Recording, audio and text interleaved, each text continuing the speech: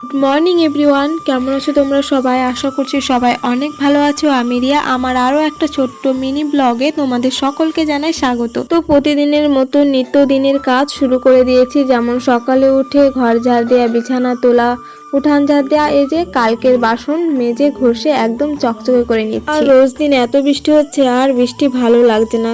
এরকম উঠান হাঁটা যায় না, এত কাদা, বিশ্রী লাগে, কি বলবো। এরপর আমি ফ্রেশ হয়ে কিছু খেয়ে নিয়েছিলাম, তারপর ঠাকুমাকে চা বানিয়ে দিয়েছি, খেয়েছে।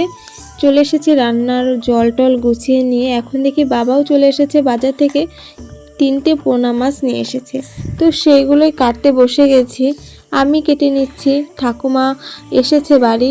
একজন আমাকে কালকে কমেন্ট করেছিল একটা ভিডিওতে যে কদিন ধরে তোমার ঠাকুমাকে দেখছি না।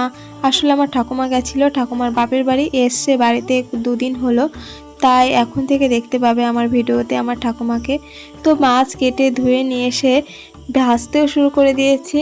তো মাছ ভাজা হয়ে গেছে কমপ্লিট। এখন আমি তরকারি রান্না করব। আজকে মাছটা রান্না করছি আলু আর মূলো দিয়ে। বাবা দেখি বাজার থেকে মূলো নিয়ে এসেছে। এরকম বর্ষাকালে তেমন একটা মূলো খাওয়া হয় না, কিন্তু হয়তো বাবার মাছ দিয়ে খেতে ইচ্ছা করেছে তাই নিয়ে এসেছে।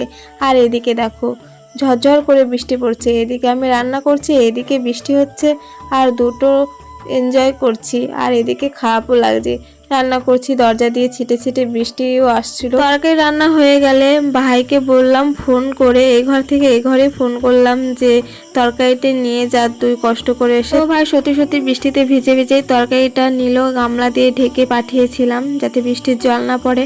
আসলে এ ঘরে কোনো ঢাকনাই আনিনি যে তরকারিটা রান্না করে ঢেকে রাখবো।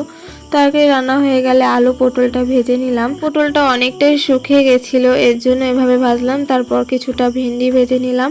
তো আলু পটল ভাজা, ভেন্ডি ভাজা, মাছের তরকারি, এইটুকুই আজ রান্না করেছি। স্নান করার আগে ঘর ঝাড় দিয়ে ঘরটাও মুছে নিচ্ছিলাম। তো ভিডিওটা এখানে এন্ড করছি।